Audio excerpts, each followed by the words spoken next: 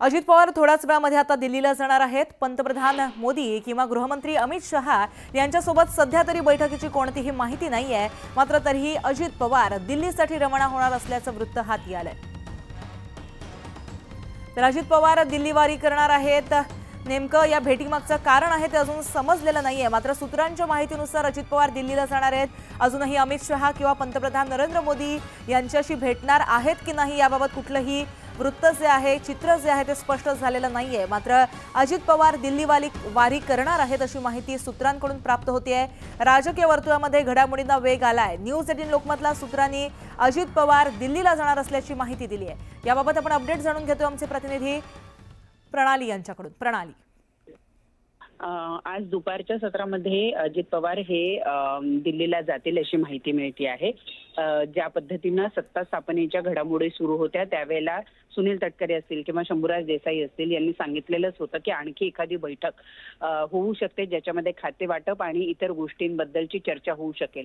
आपल्याला माहिती आहे की भाजपकडनं शिंदे यांच्या शिवसेनेला काही प्रस्ताव देण्यात आलेले होते। त्यातले काही प्रस्ताव फेटाळले गेलेले आहेत तर काही प्रस्तावांचा स्वीकार झालेला असल्याची सुद्धा माहिती आहे। परंतु पुन्हा एकदा यातली काही महत्त्वाची खाती आहे जी शिंदे यांना हवी आहे, जी देण्यास भाजपचा नकार आहे। उदाहरणार्थ गृह खातं असेल किंवा अर्थ खातं असेल या ऊर्जा खातं असेल, यापैकी काही महत्त्वाची जी खाती आहे ती आपल्या पदरात पाडून घेण्याचा शिंदे यांचा प्रयत्न आहे। आणि या संपूर्ण चर्चा या शेवटी केंद्रीय नेतृत्वाची चर्चा करूनच अंतिम केल्या जाणार आहे आणि म्हणूनच आज ही बैठक होईल अशी चर्चा केली जाते। नक्कीच याकडे लक्ष असेल। प्रणाली, धन्यवाद तुम्ही दिलेल्या माहितीसाठी।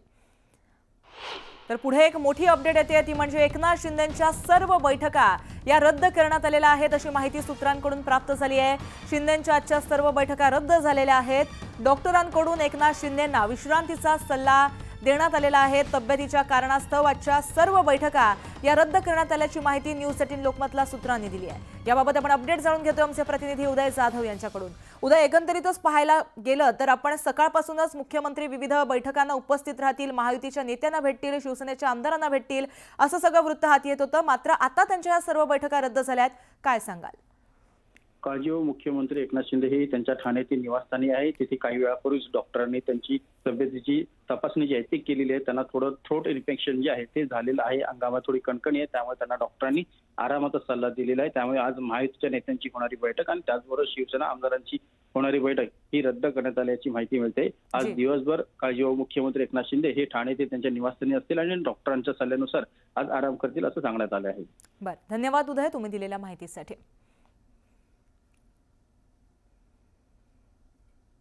महायुतीचं सरकार मजबूत असल्याचं वक्तव्य संजय शिरसाट यांनी केलं। तसंच एकनाथ शिंदे हे दिल्लीच्या राजकारणात जाणार नाहीत असंही ते म्हणाले। राज्यात कोणतं पद घ्यावं याचा निर्णय शिंदेंचा असून ते जो निर्णय घेतील तो आम्हाला मान्य असेल असं संजय शिरसाट यांनी म्हटलंय। शिंदे साहेब हे दिल्लीच्या राजकारणात जाणार नाहीत। महाराष्ट्राच्या राजकारणामध्ये त्यांनी कोणतं पद घ्यावं कोणतं घेऊ नये याबद्दल आम्ही त्यांना कोणी सल्ला दिलेला नाही। त्यांचा निर्णय ते स्वतः घेतील। पक्षप्रमुख म्हणून, आमचे मुख्य नेते म्हणून त्यांना तो अधिकार सर्वांनी बहाल केलेला आहे। म्हणून शिंदे साहेब जोही निर्णय घेतील तो आम्हाला मान्य असणार आहे। म्हणून काय होईल उद्या याचा सर्वस्वी निर्णय एकनाथ शिंदे साहेबांच्या हातात आहे। तर महायुतीमध्ये गृहमंत्री पदावरून चर्चा सुरू असतानाच याबाबत संजय राऊत यांनी वक्तव्य केलंय। एकनाथ शिंदे यांना पोलिसांचे सलाम हवेत, त्यांना पोलीस यंत्रणा आपल्या ताब्यात हवी आहे जेणेकरून ते या यंत्रणांचा वापर करून भाजपच्या अंगावर जाऊ शकतात अशी शंका संजय राऊत यांनी उपस्थित केली आहे।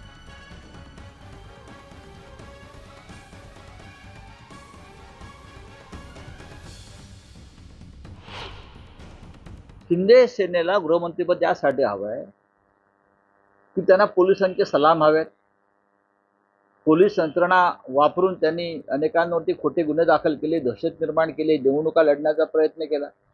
ही यंत्रणा त्यांच्या हातात पाहिजे आणि भविष्यामध्ये याच यंत्रणेचा वापर करून ते भारतीय जनता पक्षाच्या अंगावर सुद्धा जाऊ शकतात। ही त्यांची वृत्ती आहे आणि विकृती सुद्धा आहे। दुसऱ्या क्रमांकाचं खातं हे गृह खातं आहे, पण मुख्यमंत्री गृह खातं आपल्याजवळ ठेवतो, देवेंद्रजींनी ठेवलेलं आहे। गृहमंत्री हे जर मुख्यमंत्रीपद जर भाजपकडे गेलेलं आहे असं जर समजलं तर उपमुख्यमंत्र्यांकडे गृहमंत्रीपद हे असतं हे संकेत आहेत.